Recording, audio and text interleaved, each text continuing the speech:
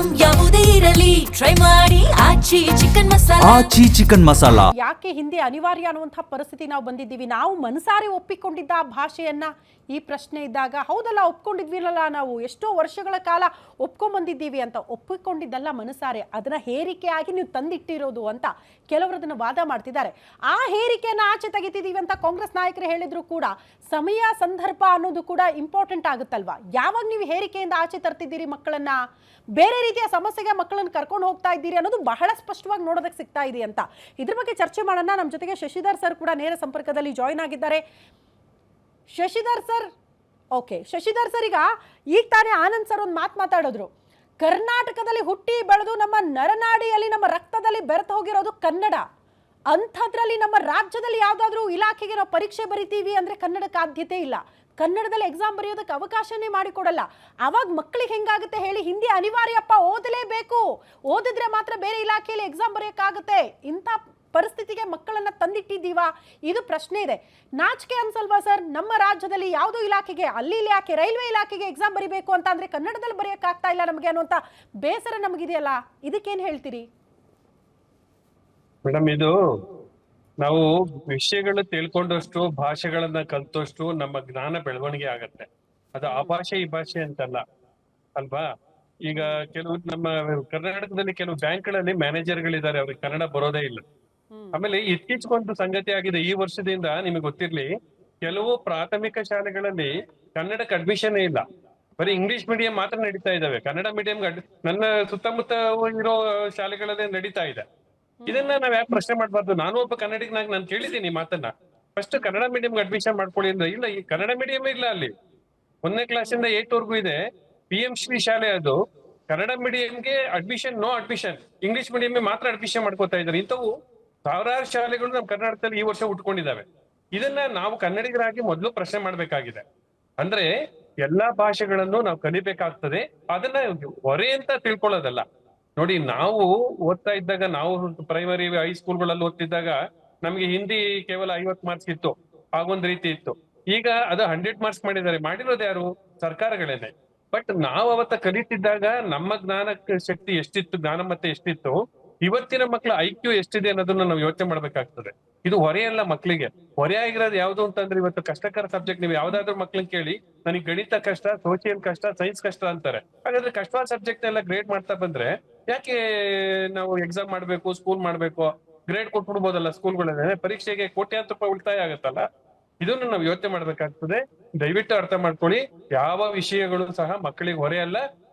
ಎಲ್ಲವನ್ನು ಕಲಿಬೇಕು, ಎಲ್ಲವನ್ನು ತಿಳ್ಕೊಳ್ಬೇಕು. ಇವತ್ತಿನ ಪ್ರಾಪಂಚಿಕ ಜ್ಞಾನ ಹೇಗೆ ತಿಳ್ಕೊಬೇಕು ಅಂದ್ರೆ, ಮಗು ಎಲ್ಲಾ ಭಾಷೆಗಳಲ್ಲೂ ನಿಪುಣತೆಯನ್ನ ಹೊಂದಬೇಕಾಗ್ತದೆ. ಹೊರ ರಾಜ್ಯಕ್ಕೆ ಹೋಗಿ ನಾವು ಕೆಲಸ ಮಾಡ್ಬೇಕು ಅಂದ್ರೆ, ಕರ್ನಾಟಕದಲ್ಲಿ ಈಗ ಕೆಲಸಗಳ ಸ್ಥಿತಿನೇ ಇಲ್ಲ, ಕೆಲಸ ಕೊಡೋ ಸ್ಥಿತಿನೇ ಇಲ್ಲ ನಮ್ಮ ಸರ್ಕಾರಗಳು.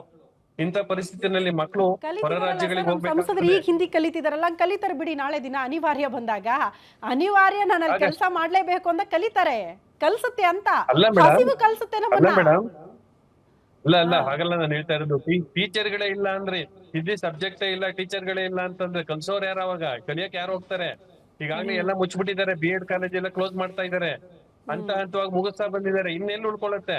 ಕನ್ನಡದ ಬಗ್ಗೆ ನನ್ಗೆ ಅಪಾರವಾದ ಅಭಿಮಾನ ಇದೆ, ನನ್ನ ಉಸಿರದು. ನಾನು ಅದನ್ನ ಹಲ್ಗಳಿತಾ ಇಲ್ಲ. ನಾನು ಅವ್ರ ಜೊತೆ ಕೈ ಜೋಡಿಸ್ತೀನಿ. ಬನ್ನಿ, ಈಗ ಇಂಗ್ಲಿಷ್ ಮೀಡಿಯಂ ಸ್ಕೂಲ್ ಮುಚ್ಚೋಣ, ಬನ್ನಿ ಕನ್ನಡನ ಓಪನ್ ಮಾಡ್ಸೋಣ. ಅಲ್ಲಿ ಗೌರ್ಮೆಂಟ್ ಸ್ಕೂಲ್ಗಳನ್ನ ನಾನು ಹೇಳ್ತಾ ಇರೋದು, ಸರ್ಕಾರಿ ಶಾಲೆಗಳನ್ನ ಇಂಗ್ಲಿಷ್ ಮೀಡಿಯಂ ಶಾಲೆಗಳನ್ನ ಮಾಡ್ಲಿಕ್ಕೆ ಹೊರಟಿದೆ ನಮ್ಮ ಸರ್ಕಾರಗಳು ಇವತ್ತಿನ ರಾಜಕೀಯ ಪಿತೂರಿಯಿಂದ.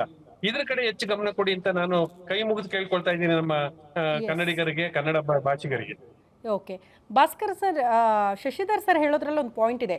ಸರ್ಕಾರಿ ಶಾಲೆಗಳನ್ನ ಉಳಿಸಿ ಬೆಳೆಸೋ ಪ್ರಯತ್ನ ಆಗಬೇಕು, ಆ ಕೆಲಸಗಳನ್ನ ಸರ್ಕಾರ ಮಾಡಬೇಕು. ಅದ್ರ ಜೊತೆಗೆ ಹಿಂದಿ ಅಂದರೆ ಭಯ, ಹಿಂದಿ ಅಂದರೆ ಕಷ್ಟದ ಸಬ್ಜೆಕ್ಟು, ಹಿಂದಿ ಅಂದರೆ ನಮಗೆ ಸ್ಕೋರ್ ಮಾಡೋಕ್ಕಾಗಲ್ಲ ಅನ್ನುವಂಥ ಮಕ್ಕಳ ಮನಸ್ಸನ್ನು ಅದರಿಂದ ಆಚೆ ತರೋದಕ್ಕೆ ಒಂದು ಒಳ್ಳೆ ಫ್ಯಾಕಲ್ಟಿಗಳನ್ನು ಯಾಕೆ ಅಪಾಯಿಂಟ್ ಮಾಡ್ತಾ ಇಲ್ಲ ಸರ್ಕಾರ? ಅದಕ್ಕೆ ಸರಿಯಾಗಿ ಗೈಡ್ ಮಾಡುವಂಥ ಶಿಕ್ಷಕರಿದ್ರೆ ಯಾವುದು ಕೂಡ ಕಠಿಣ ಅಲ್ಲ ಸರ್. ಹುಡ್ತಾನೆ ಎಲ್ಲವನ್ನು ಕಲ್ತ್ಕೊಂಡು ಬಂದಿರಲ್ಲ, ಕಲಿಸುವಂಥ ಪರಿ ಇದೆಯಲ್ಲ, ಅದನ್ನ ಯಾಕೆ ಸುಧಾರಿಸ್ತಾ ಇಲ್ಲ ಸರ್ಕಾರ ಅನ್ನೋದು ಪ್ರಶ್ನೆ ಇದೆ. ನೋಡಿ, ಈಗ ಅವರು ಹಿರಿಯರು ಶಶಿಧರ್ ಅವರು ಹೇಳೋದನ್ನು ನಾನು 100ಕ್ಕೆ 100 ಒಪ್ತೇನೆ. ರಾಜ್ಯ ಸರ್ಕಾರಕ್ಕೆ ನಿಮಗೆ ಅಷ್ಟೊಂದು ಪ್ರಾಬ್ಲಮ್ಮು, ಮಕ್ಕಳ ಮೇಲೆ ನಿಮ್ಗೆ ಅಷ್ಟು ಕಾಳಜಿ ಇದ್ದರೆ ಆ ತ್ರಿಭಾಷಾ ನೀತಿಯನ್ನೇ ತೆಗೆದುಬಿಡಿ, ಬೇಡ ನಮಗೆ. 2 ಭಾಷೆ ಸಾಕು, ಒಂದು ಕನ್ನಡ, ಒಂದು ಇಂಗ್ಲೀಷ್ ಸಾಕು ನಮಗೆ, ಸಾಕು. ಹಿಂದಿ ಕಲೀಲೇಬೇಕು ಅನ್ನೋರಿಗೆ ಬೇರೆ ಆಪ್ಷನ್ಸ್ ಇದೆ. ಹಿಂದಿ ಪ್ರಚಾರಕ ಸ್ಕೂಲ್ಸ್ ಇದೆ, ಹಿಂದಿ 30 ಪಾಠಶಾಲೆಗಳಿದೆ. ದಿನದಲ್ಲಿ ಹಿಂದಿ ಆಮೇಲೆ ಕಲೀರಿ. CBSE-ಯಲ್ಲಿ ICSE-ಯಲ್ಲಿ ಹಿಂದಿ ಕಲಿಯೋದಕ್ಕೆ ಅವಕಾಶ ಇದೆ. ಹೌದೌದು, ನಾನು ಅದೇ ಮತ್ತೆ ನನ್ನ ಮತ್ತೆ ನೋಡಿ, ನಮ್ಮ ನೋವು ಏನು ಅಂದರೆ, ನಾವು ಹಿಂದಿ ಬೇಕು ಅಂತ ಹೇಳಿದ ತಕ್ಷಣ ನಮಗೆ ಕನ್ನಡ ವಿರೋಧಿಗಳಂತ ಮಾತ್ರ ನಮ್ಗೆ ಹಣೆಪಟ್ಟಿ ಕಟ್ಟಬಾರದು. ನೋಡಿ, ಈಗ ನನಗೆ ನನ್ನ ಮಕ್ಕಳಿಗೆ ಹಿಂದಿ, ಕನ್ನಡ ಮತ್ತು ಇಂಗ್ಲೀಷ್ ಜೊತೆಗೆ ಕಲಿಸ್ಬೇಕು ಅಂತ ಆಸೆ.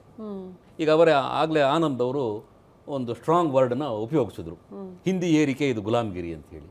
ಆಯಿತು, ಒಪ್ಕೊಳ್ಳೋಣ, ನಿಮ್ಮ ಮಾತಿಗೆ ನಾವು 100% ಒಪ್ಕೊಳ್ತೀವಿ. ಇಂಗ್ಲೀಷ್ ಕಲಿತಿದ್ದೀವಲ್ಲ, ಅದು ನಾವು ಗುಲಾಮ್ಗಿರಿ ಮಾಡಿದ್ದಕ್ಕೆ ಸಂಕೇತ ಅಲ್ವಾ ಅದು? ಅದಕ್ಕೆ ಯಾಕೆ ಯಾವುದು ಕನ್ನಡ ಪರ ಹೋರಾಟಗಾರರು ಅದಕ್ಕೆ ಧ್ವನಿನೇ ಎತ್ತಲ್ಲ? ಇದಕ್ಕೆ ಉತ್ತರ ಕೊಡಬೇಕು. ನೋಡಿ, 215 ವರ್ಷಗಳ ಕಾಲ ಬ್ರಿಟಿಷರು ನಮ್ಮನ್ನು ಗುಲಾಮರನ್ನಾಗಿ ಮಾಡಿದರು. ಅವ್ರ ಭಾಷೆಯನ್ನು ಒಪ್ಕೊಳ್ತೀವಿ. ಒಕ್ಕೂಟ ವ್ಯವಸ್ಥೆಯಲ್ಲಿ ಈಗ ಅವ್ರು ಹೇಳಿದ್ರು, ಪ್ರಧಾನಮಂತ್ರಿಗಳು ಬಂದು ನಾಚಿಕೆಗೌಡವರು ಹಿಂದಿಯಲ್ಲಿ ಮಾತಾಡ್ತಾರೆ, ಗುಜರಾತಿಯಲ್ಲಿ ಮಾತಾಡಬೇಕು ಅಂತ ಹೇಳಿ. ಅವ್ರು ಗುಜರಾತಿಯಲ್ಲಿ ಮಾತಾಡಿದ್ರೆ ನನಗೆ ಅರ್ಥ ಆಗುತ್ತಾ? ಒಂದು ನಿಮಿಷ. ಈಗ DMK-ದವ್ರು ಯಾರೋ ಒಬ್ರು ಪ್ರಧಾನಮಂತ್ರಿ ಆಗ್ಬಿಡ್ತಾರೆ, ಅವ್ರ ಪ್ರಾದೇಶಿಕ ಭಾಷೆ ತಮಿಳು, ಅವ್ರು ತಮಿಳಲ್ಲಿ ಬಂದ್ಬಿಟ್ಟು ಮಾತಾಡ್ರೆ ಇಡೀ ದೇಶಕ್ಕೆ ಅರ್ಥ ಆಗುತ್ತಾ? ಇದನ್ನ ನಾವು ಅರ್ಥ ಮಾಡ್ಕೋಬೇಕು. ಹಿಂದಿ ಕಲಿಯೋದ್ರಿಂದ ಸ್ವಲ್ಪ ಜ್ಞಾನಾರ್ಜನೆ ಆಗುತ್ತೆ. ಕನ್ನಡವೇ ನಮ್ಮ ತಾಯಿ, ಅದ್ರ ಬಗ್ಗೆ ದೂಸರ ಮಾತಿಲ್ಲ. ನೋಡಿ, ಇವತ್ತು ನಾನು ಇಲ್ಲಿ ಬಂದು ಕೂತ್ಕೊಂಡಿದ್ದೀನಿ ಅಂದರೆ ನನ್ನ ಕರ್ನಾಟಕ, ನನ್ನ ಬೆಂಗಳೂರು, ನನ್ನ ಕಾವೇರಿ, ಏನೇಳಿ ನನ್ನ ಭಾಷೆ ನನಗೆಲ್ಲವನ್ನ ಕೊಟ್ಟಿದೆ. ಅದಕ್ಕೆ ನಾನು ಧೈರ್ಯವಾಗಿ ಬಂದಿಲ್ಲಿ ಮಾತಾಡ್ತಾ ಇದ್ದೀನಿ. ಆದರೆ ಕನ್ನಡ ಮತ್ತು ಇಂಗ್ಲೀಷಿನ ಜೊತೆಗೆ ಇನ್ನೊಂದು ಭಾಷೆ ಕಲಿತೀವಿ ಅಂತ ಹೇಳಿದ್ರೆ ಅದಕ್ಕೆ ವಿರೋಧ ಮಾಡಬಾರ್ದು. ಏಕಾಏಕಿ ನಿರ್ಧಾರ ಮಾಡಿಬಿಟ್ರೆ ತುಂಬ ತೊಂದರೆ ಆಗುತ್ತೆ. ಏಕಾಏಕಿ ಇಲ್ವಾ? ರಾಜ್ಯ ಸರ್ಕಾರಕ್ಕೆ ಅಷ್ಟು ದಮ್ಮಿದೆಯಾ? 2 ಭಾಷೆ ನೀತಿಯನ್ನು ಮಾಡಿಬಿಡಿ. ಈ ಗೋಜೆ ಬೇಡ, ಇದು ಸಂಸ್ಕೃತನೂ ಬೇಡ, ನೀವು ಹಿಂದಿನೂ ಬೇಡ, ಹೈಯರ್ ಇಂಗ್ಲಿಷು ಬೇಡ, ಯಾವುದೂ ಬೇಡ.